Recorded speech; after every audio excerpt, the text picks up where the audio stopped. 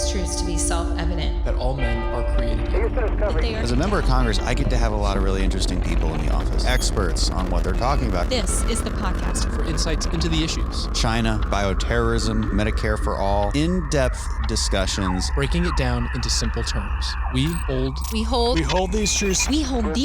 With Dan Crenshaw. The Eagle has landed. Sit Rep number 15. Thanks for joining us as we cover the most interesting news from last week and arm you with the facts. So first up, tariff deal with China. Top line here, the United States and China have agreed to a 90-day tariff rollback, temporarily de-escalating the trade war that's rattled global markets. That announcement came after talks between Treasury Secretary Scott Bessent, U.S. Trade Representative Jameson Greer, and their Chinese counterparts. The agreement takes U.S. tariffs on Chinese goods from 145% to 30% and Chinese levies on U.S. goods from 125% to 10%. The U.S. will keep higher tariffs on specific Chinese products like steel and aluminum, which were already in place before Liberation Day. However, trade has resumed for key commodities like semiconductors and ag products. This isn't a permanent rollback, it's a buffer, building time for the administration to negotiate a more permanent deal with China. Now on to the Middle East. And most of the week's news has been focused on President Trump's trip to the Middle East, his first international visit of his second term, including stops in Saudi Arabia, Qatar, United Arab Emirates. And there's a good reason for this extensive coverage. During President Trump's first term, he secured the Abraham Accords, a groundbreaking series of normalization agreements between Israel and several Arab nations, the UAE, Bahrain, Sudan, and Morocco, for instance, and is rooted in the belief that economic trade can transcend religious and ideological divides. These accords delivered tangible regional stability and effectively counterbalanced Iranian influence. Saudi Arabia was on the brink of joining this initiative before President Biden's policies alienated them. This current trip aims to reaffirm America's crucial alliance with Saudi Arabia and advance the Abraham Accords to a new and expanded 2.0 version. Now, of course, there was a lot of, manufactured outrage online about President Trump accepting a Boeing 747 from Qatar. Look, we've accepted big gifts in the past, like the Statue of Liberty, for instance. It doesn't necessarily replace Air Force One. Air Force One is a very specific kind of plane with specific capabilities. It's not an intelligence threat. Of course, these kind of planes are going to be swept. They're going to be secured. What the president ends up using it for, I don't know. Maybe it eventually goes into a presidential library, but this isn't some huge issue. What is a big issue, though, is renegotiating a lot of these deals that have fallen silent under President Biden. Now, in Qatar, for instance, Qatar Airways is buying 160 Boeing jets. That's a massive deal. It's an American company. It's a win, not just for aviation. It's an American manufacturing, American jobs, and a strategic economic handshake worth over $200 billion. On top of that, defense contracts with companies like Raytheon and General Atomics. So we're talking about over $1.2 trillion in total agreements. That's not pocket change. That's global leadership. In Saudi Arabia, Trump and Crown Prince Mohammed bin Salman locked a commitment in for $600 billion in Saudi investment into the United States over the next 4 years. It's not just handshakes. Major U.S. CEOs were on the ground pushing deals in energy, tech, infrastructure. That's a great long-term strategy. That's influence. And in an historical first, Trump met with the new president of Syria. It's the first U.S. presidential sit-down with a Syrian leader in 25 years.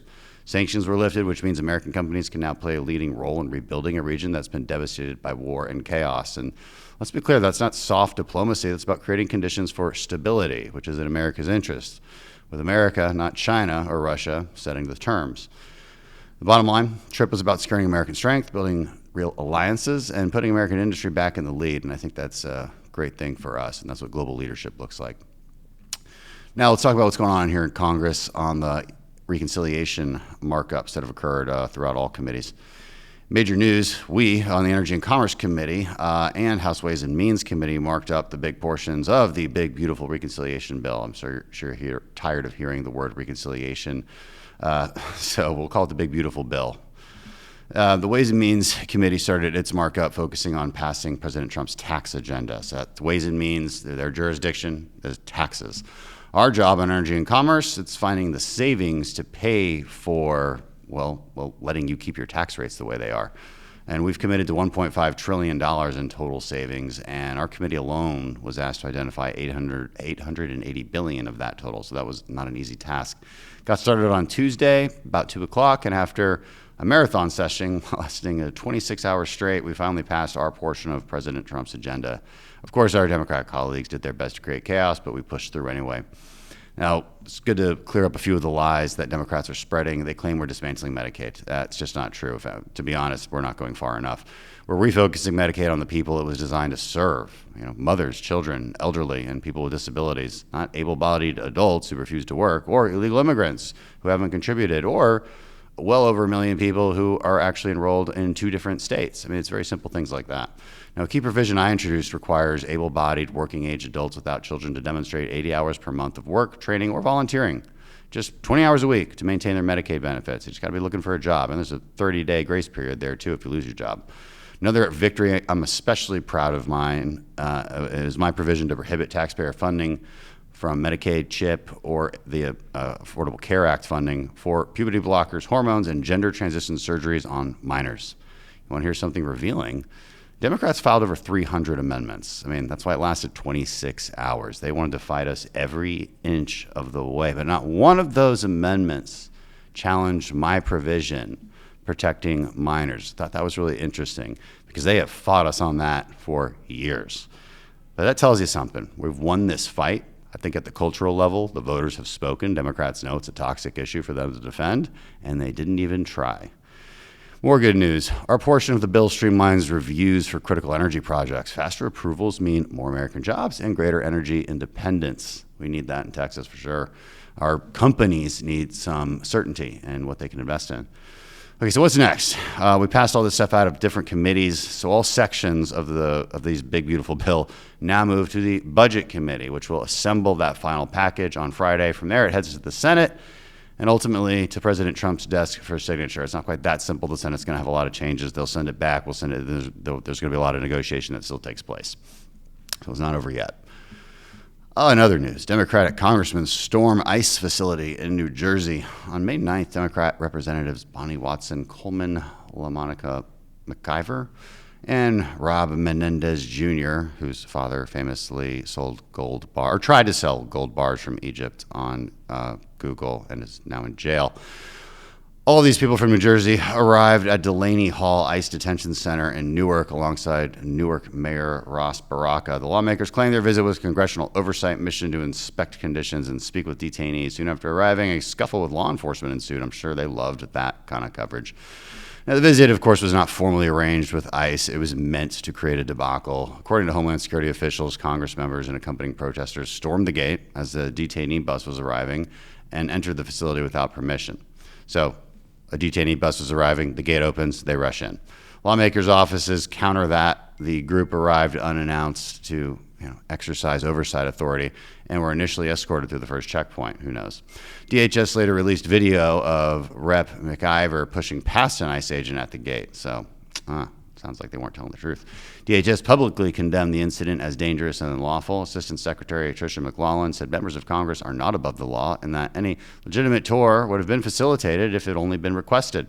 The department noted that under previous administrations, the facility held immigrants without opposition. Only Mayor Baraka was charged in the incident. He was cited for trespassing after leaving the secured area, booked and released pending a court appearance. Baraka denies wrongdoing. The acting U.S. attorney tweeted that he committed trespass and ignored multiple warnings to leave. DHS says its agents are reviewing all evidence from the encounter. Now let's move on to California. Governor Newsom realizes California's dystopian hellscape is really a thing. So after years of skyrocketing homelessness and open-air encampments on nearly every urban sidewalk in California, Governor Newsom has finally decided to do something. He's announced a plan that gives local governments a little more legal cover to enforce basic public order with no actual enforcement mechanism. It's the political version of we should really do something about that, but it's 5 years too late. On Monday, Governor Newsom released a bill that allows California communities to remove homeless encampments from public streets, but they can only do it if they have a sufficient number of beds in a covered shelter. Now, California, a state that has run a multi-billion-dollar budget shortfall for several years, has actually spent more than $24 billion to tackle homelessness since 2019. In that time, tent cities, encampments, and public drug use have become permanent features of major boulevards and residential areas all over the state. So it's not shocking that Newsom is finally looking to get the homeless off the streets, again, realizing it's finally a political liability. It should also be noted, this isn't policy yet. This is a proposal from the governor's office. It would still have to make it through the California state government. I hope it does. I really do, just for the sake of good Californians. In other news, we have a pope, and for the first time in history, he's American. Now, last Thursday, the College of Cardinals elected Robert Francis Cardinal Prevost as the 267th Pope of the Roman Catholic Church. He chose the name Leo XIV. Pope Leo was born in Chicago in 1955, ordained a priest in 1982, and made cardinal in 2023. Before his rise in the church, he earned a math degree from Villanova, a Master of Divinity from Catholic Theological Union, and taught high school physics. So yeah, the new pope can probably explain quantum mechanics and the Trinity in the same lesson. He's the first pope from the Augustinian order, an order rooted in service, intellectual life, and community. It's a hallmark of St. Augustine of Hippo. The papal name Leo was first used in the mid-5th century by the pope who convinced Attila the Hun not to attack Rome. It was most recently taken at the turn of the 20th century by Pope Leo XIII, who laid the groundwork for Catholic social teaching and the principle of subsidiarity. The idea that decisions should be made as locally as possible. That legacy matters. It's an era of global technocracy and creeping bureaucracy. Subsidiarity is about trusting families, churches, and communities, not just far-off elites.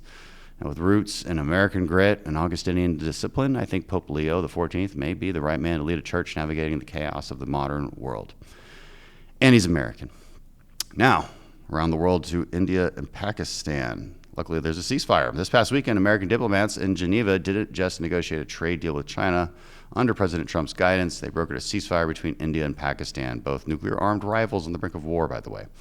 After President Trump's team secured a ceasefire, Pakistan publicly credited President Trump for his role in brokering the deal, while India was more reluctant, reflecting their traditional disdain for third-party mediation on the issue of Kashmir. There's no doubt that American muscle brokered this truce, okay? Geez, India, come on. And it's hard to overstate what a success this is. Tensions between India and Pakistan have simmered for years. These are nuclear-armed nations with a rivalry that dates back generations. As President Trump has shown again his competence as an unconventional negotiator, he's de-escalated a crisis that could have spiraled into a full-scale war, even a nuclear war. Other developing headlines, just real quick. Hamas released Eden Alexander, a 21-year-old American-Israeli soldier, after a brokered deal that bypassed the Israeli government, brokered by the U.S., by the way, signaling an effort by Hamas to win U.S. support for a broader truce. Also, Ivan Archivaldo Guzman, son of Joaquin El Chapo Guzman and leader of Los Chapitos faction of the Sinaloa cartel, so is a cartel guy, narrowly escaped a recent raid by Mexican special forces in Culiacan through a 3-block tunnel to a safe house. But kudos to the Mexican special forces. They're going after these guys every night. This was a close one. Also, President Trump signed an executive order giving drug makers 30 days to voluntarily lower U.S. prescription drug prices or face future regulations tying prices to those paid in other countries. I've done a lot of podcasts on drug pricing. I would encourage you to listen to those. I won't get into it here. Also, the Supreme Court heard arguments Thursday on whether lower courts should be allowed to issue nationwide injunctions, which have been used to block several of President Trump's policies. This could be a major, major decision. Baby was healed with the world's first personalized gene editing treatment designed specifically to fix his unique DNA mutations, marking a potential breakthrough for millions living with rare genetic disorders. And last, if you just feel like reading something good, the Daily Signal's Coley Stimson wrote an article called Thank a Cop This Police Week. Says it all, really. But it's worth saying, not just this week, but every day. Thank you to all our brave law enforcement officers who hold the thin blue line to protect and serve every day. That's all. Thank you.